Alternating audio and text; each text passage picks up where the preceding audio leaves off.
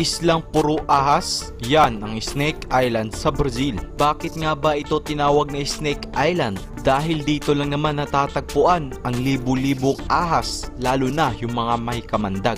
Isa na nga dyan ang Golden Lancehead Viper na kaya kang patayin sa ilang minuto. Tanong ng karamihan, bakit nga ba maraming ahas sa Snake Island? Ayon sa alamat ng Brazil, meron daw kasing isang pirata dyan na naglibing ng kayamanan. At sa kagustuhan ng pirata na hindi manakaw yung kayamanan na nilibing niya, ay nagpalaya siya ng libu-libong ahas sa isla. Pero kahit na ganun, ay meron pa rin pakinabang ang mga ahas sa isla kasi ginagamit ng mga eksperto ang mga venom nito for medical purpose. At yan ang Snake Island sa Brazil.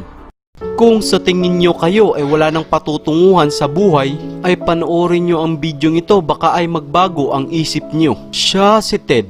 Sa buong buhay ni Ted ay siya ay naging homeless at palaboy na tao. Bata pa lang si Ted ay namatay ang kanyang magulang cause of death, aksidente. Simula na nga noon ay nanirahan si Ted sa piling ng kanyang lola. Pero pinapalo siya kaya siya ay lumayas. Naging homeless at palaboy siya sa loob ng 35 years. Ngunit nabidyohan siya ng isang stranger at dahil sa bidyong iyon ay binago ang buhay niya. Ito ang aktwal na video. Some of that great radio voice. When you're listening to nothing but the best of oldies, you're listening to Magic 98.9.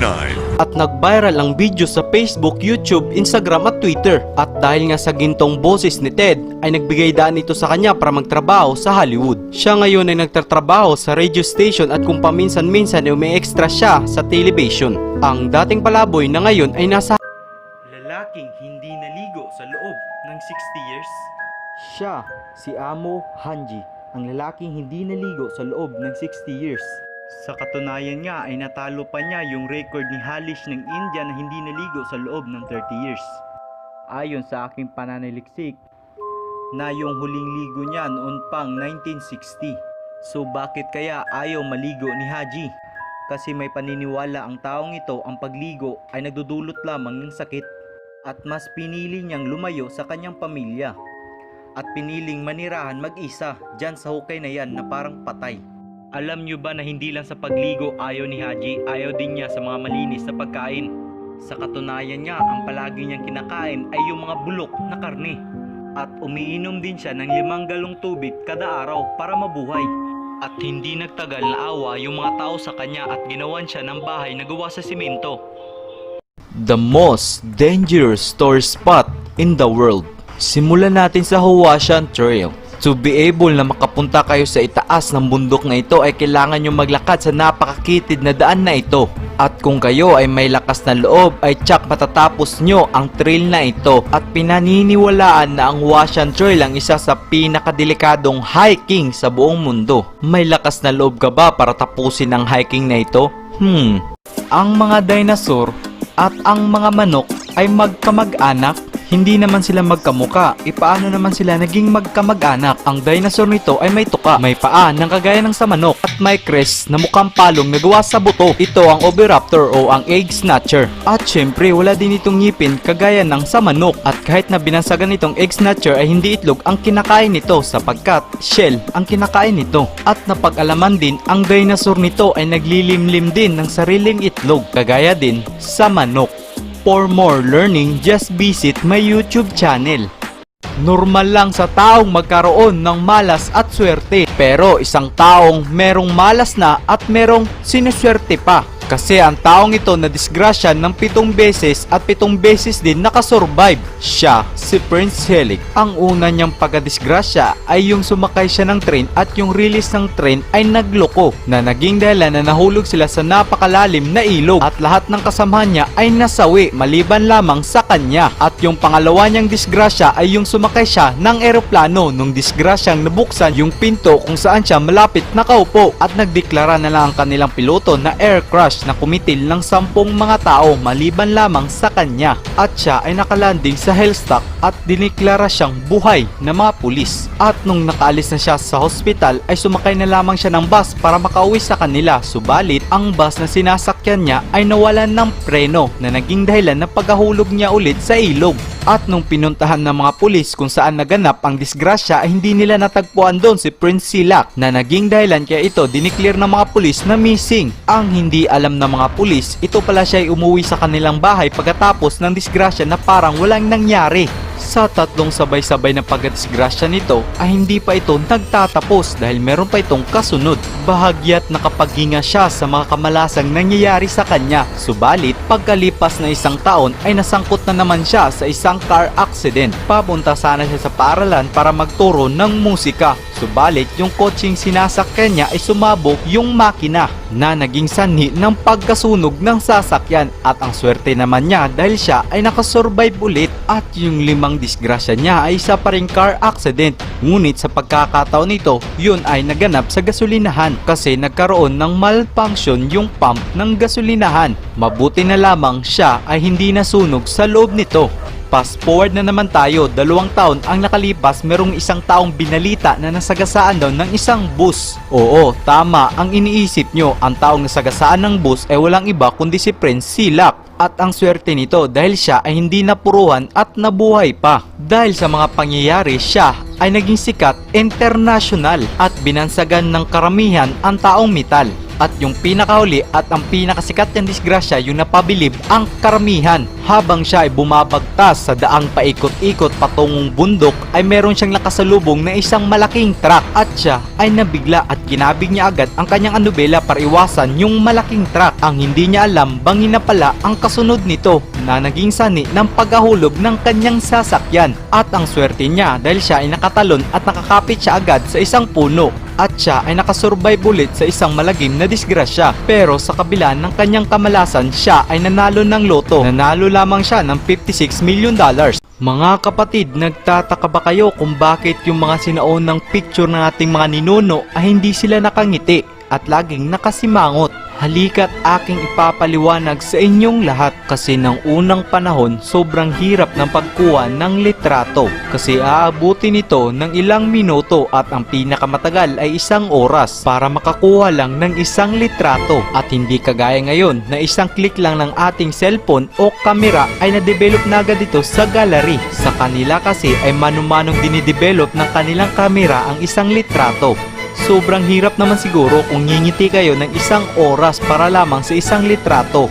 Now, you know. Enjoy learning. Lahat tayo ay meron tayong kanya-kanyang mga gustong mga vlogger. Pero sa video kong ito, magbabanggit ako ng 3 pinakamayamang vlogger sa Pilipinas o yung may malaking sahod na vlogger dito sa Pilipinas. Simulan natin si Zainab Haraki. Alam ko maraming Zaybi dito sa TikTok. Pero noong May 2020 ay nagkaroon lamang siya ng 35 million views at kumita lamang siya ng 1.75 million pesos sa YouTube. Ang numero 2, ang Jamil. Alam ko na maraming mandirigma dito sa TikTok pero noong May 2020 ay nagkaroon dito sila ng 48 million views at kumita lang naman sila ng 2.4 million pesos mula sa YouTube ads. At ang huli, si Kong TV. Alam ko na marami ding Chikit Pit Gang dito sa TikTok pero noong May 2020 ay nagkaroon dito siya ng 59 million views at kumita lamang siya ng 2.95 million pesos mula sa YouTube ads. Ikaw kapatid, sinong gusto mong vlogger sa nabanggit ko sa bidyong ito? Tataka ba kayo na kung paminsan ay nauubusan na hindi na nadadagdagan ang views nyo sa TikTok? Kung may problema kayo sa views nyo sa video nyo sa TikTok, hayaan nyo akong ipaliwanag yan sa inyo. Ang TikTok, meron niyang 5 stage. Ang pinakaunang stage, yun na nga yung nag-upload ka ng video sa TikTok. At yung pangalawang stage, yun na nga yung ikakalat ni TikTok yung video nyo sa For You page. At ang pangatlong stage, dyan nababasihan ni TikTok kung gaano karami ang likes, comments, and shares ng video nyo, especially ang views. At yung pang-apat na stage, dyan na desisyonan ni TikTok kung ikakalat ba niya ulit yung video mo. At kapag mahina ang likes, comments, and views ng video nyo ay ibabasura yan ni TikTok o hindi na niya ikakalat sa For You page. At kung makita ni TikTok na malakas yung video nyo sa views, likes, and comment, ay ikakalat niya yan ulit sa For You page na maging sanhi na maging viral yung video nyo. Maraming iba't ibang hayop sa ating mundo. Merong mababait at meron ding masasama. Pero paano kung sasabihin ko sa inyo ang 10 delikadong hayop sa buong mundo? Simulan natin sa hippopotamus. Kilala ang hippopotamus sa laki at bigat ng katawan nito. Ito ay isang herbivore o kinakain lamang dahon o damo. Hindi naman talaga agresibo ang hayop nito, pero kapag nagkakataon nga ay kaya kanyang patayin ito. Ang polar bear. Sa lahat ng hayop, ang polar bear ang kakaiba kasi kahit anong makikita niya ay kakainin niya at meron ding malaking tsansa na aatake siya ng tao.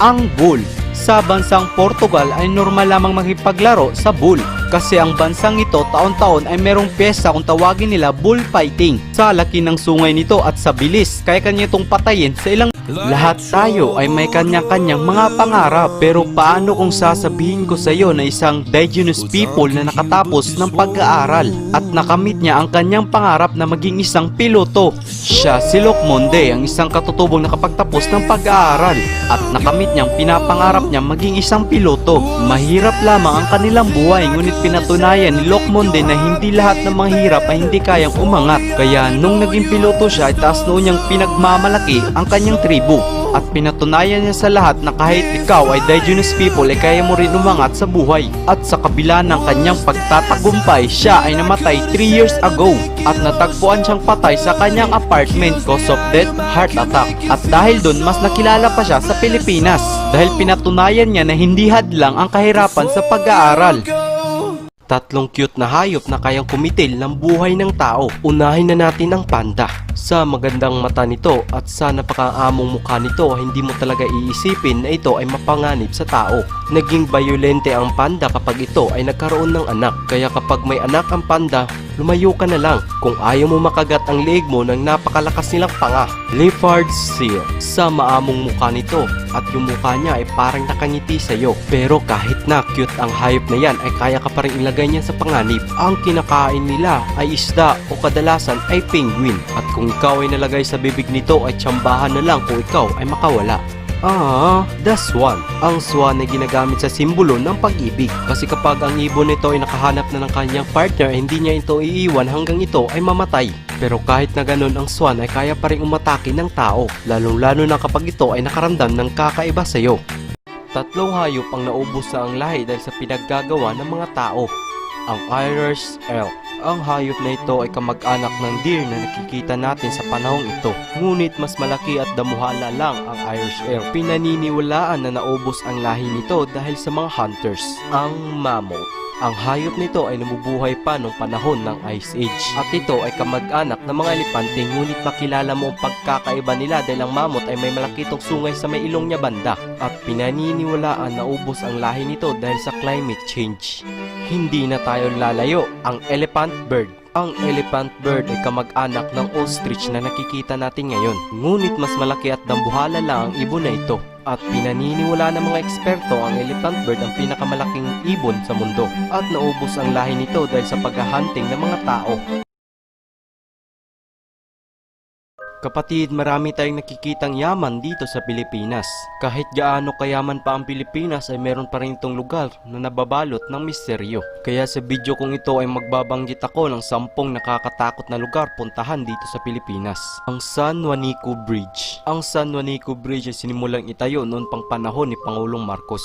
At ito ay pinaniniwalaang may halong dugo ng bata ang mga sementong ginamit sa pagbuo ng tulay. Balete Drive. Ang Balete Drive ay isa sa kinakatakutan na daan dito sa Pilipinas. Kasi ayon sa sabi-sabi ay may nagpapakita daw dyan na white lady walang muka at duguan. At kung dadaan ka daw dyan ng gabi ay may malaking tsansa daw na sasama yan sa'yo. Ang Clark Air Base Hospital. Ang Clark Air Base Hospital ay isang pagamutan ng mga sundalong Amerikano nung nagsimula ang World War II. At ito ay binomba ng mga sundalong Hapon at naging sanhi ng pag-aabandonado ng gusaling ito. Gusto mo bang mapanood ang part 2 nito kapatid? Just visit my YouTube channel. Maraming tao o maraming bata ang adik na talaga sa anime. At kung yung iba sa kanila ay napanood na ang iba't ibang uri ng anime o iba't ibang uri ng episode. At meron ng anime festival o marami ding mga cosplayer ng mga paborito nilang anime. Pero alam nyo ba, merong punot dulo ang paggawa ng anime kasi ang Katsudon ang pinakaunang anime na ginawa at nirelease sa publiko. At kung wala ang Katsudon ay wala din yung mga paborito nating anime ngayon kagaya ng Dragon Ball at One Piece at iba pa. Kasi ang Katsudon ang pinagmulan talaga ng lahat ng anime na alam natin ngayon. Ang Katsudon ay nirelease noong 1907. Enjoy learning! Mga kapatid, alam mo ba kung saan gawa yung paborito mong pagkain na roller coaster? Pero bago ang lahat, alam naman siguro talaga ng karamihan ang gumawa ng roller coaster ni stock ay walang iba ang Jack Angel Company na sobrang tagal ng kumpanya dito sa Pilipinas. At sikat din ang Jack Angel sa mga ibang snacks na masarap na ginagawa din nila na patok sa mga kabataan. At alam nyo ba, ang roller coaster na snacks ay gawa sa potato. Talaga namang masarap ang snacks na to, pero lahat ng sobra ay bawal dahil kapag nasobrahan mo ang kain mo ng roller coaster, pwede ikaw tumaba. At nang nirelease o nilabas sa publiko ang snacks nito noong lamang 2012. Pamilyar ka ba sa advertisement na ito?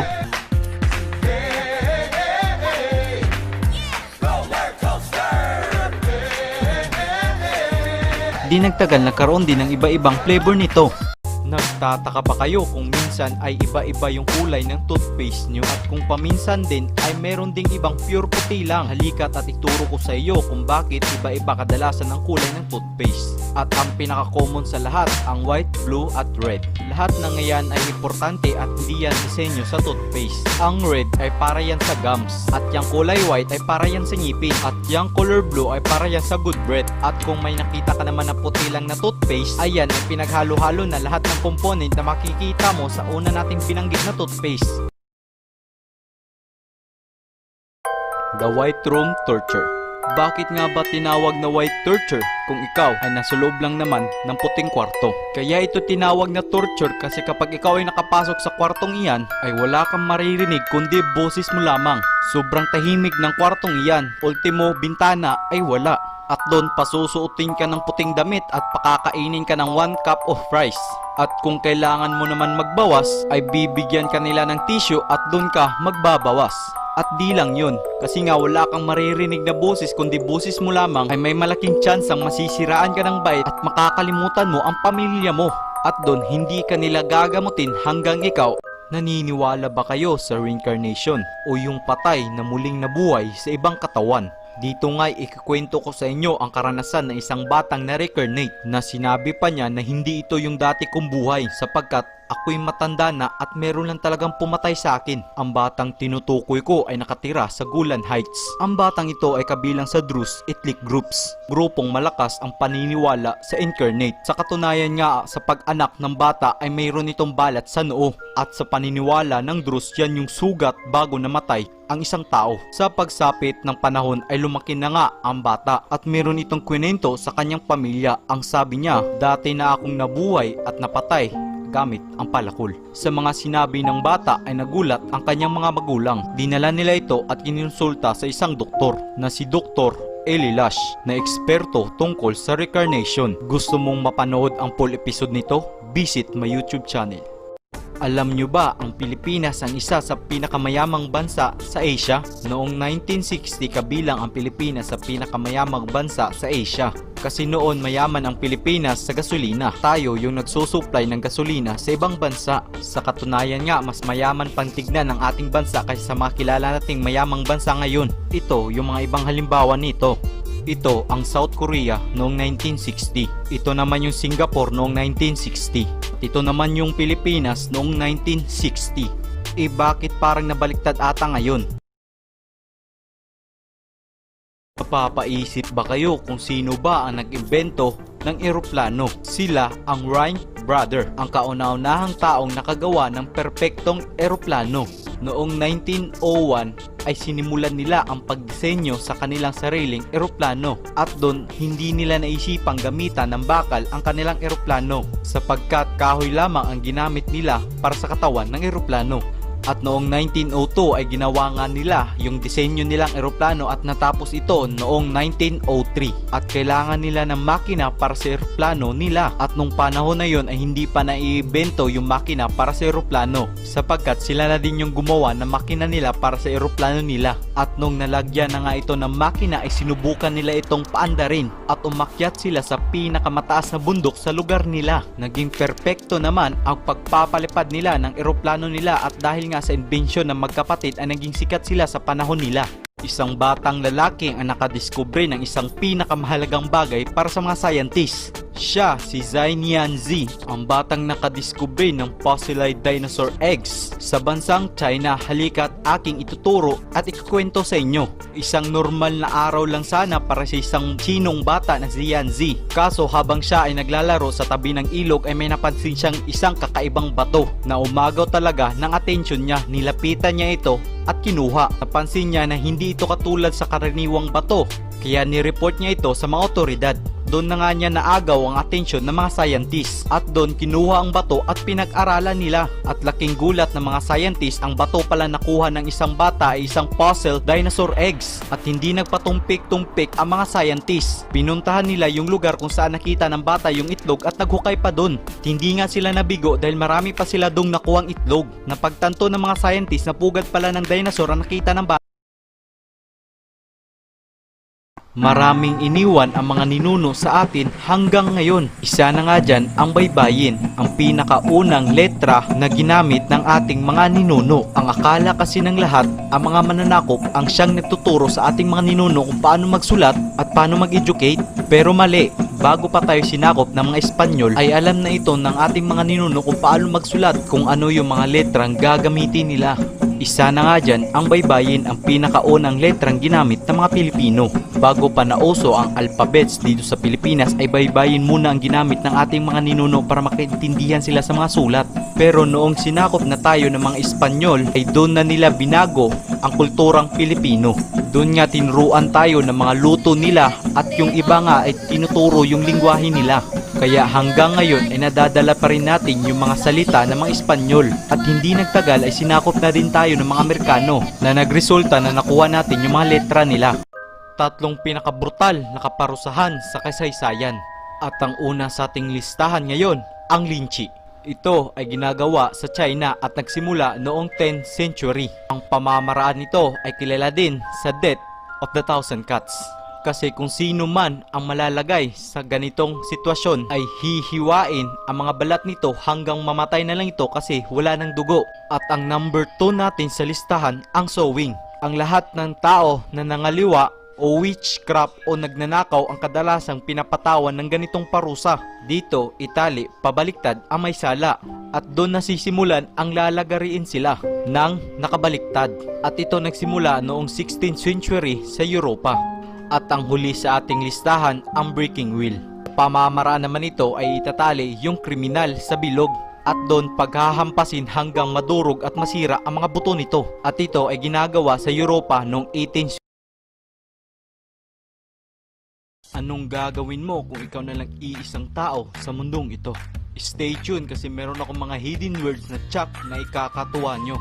Anong gagawin mo kung ikaw na lang iisang tao sa mundong ito? Baka napapaisip ka na kumuha ng maraming pagkain at video games para laruin sa bahay nyo. Pero dyan ka nagkakamali. Kasi nga ikaw na lang iisang tao, walang kuryenteng magsusupply sa buong mundo. Walang kuryente, walang internet, walang Google, wala kang kasama, loneliness. Yan ang mapapala mo kung ikaw na lang mag-isa sa mundong ito. Pero may good news para sa mga pet lover dyan. Sila na lang yung magiging kausap po kasi nga wala ng tao sa mundo. Tubig at pagkain, hindi ka magpoproblema kasi maraming supply niyan sa grocery store. May malaking chance ang masisiraan ka ng bait dahil sa loneliness. Ito na yung hidden words. Kapag nahulaan nyo ito, bibigyan ko kayo ng 50 likes. Ano, nakuha nyo ba? Follow me para sa more content na kagaya nito. Baka nagtataka ka kung ano bang mangyayari sa ating mundo kung ito ay nawala na ng tao. Halika't sabayin mo akong matuto sa bagong episode kong ito. Ito yung mga unang bagay na mangyayari sa ating mundo kung ito ay nawala na ng tao. Unang-una sa lahat, ang lahat ng hayop sa mundong ito ay magiging malaya. Ngunit, yung mga pets natin ay magiging malungkot dahil hindi sila sanay na wala yung amo nila sa tabi nila. At ang global warming ay magiging isang history na lamang. At syempre yung mga nilikha ng tao kagaya ng building ay mawawala din. Mapapalitan ito ng nature. At yung mga basura ay mawawala. Ngunit yung mga plastic ay andon pa rin. Pero hindi na sila madadagdagan kasi nga wala ng tao sa mundo. Slowly but surely na may heal yung. Ang ibig sabihin, kapag nanaginip ka na nawalan ka ng ngipin o nabungal ka, ay nagkakahulugan lang ito na merong mga pagsubok na darating sa iyong buhay. At meron din mga hamon na kailangan mong harapin para maging matatag ang iyong buhay. Ang kahulugan ng panaginip. Yung nanaginip ka na nahulog ka sa matataas ng mga bagay, nagkakahulugan lamang yon na hindi ka pa nakabitaw sa mga problema mo sa iyong buhay. At nagsisimbolo lamang yon ng kahinaan sa sarili.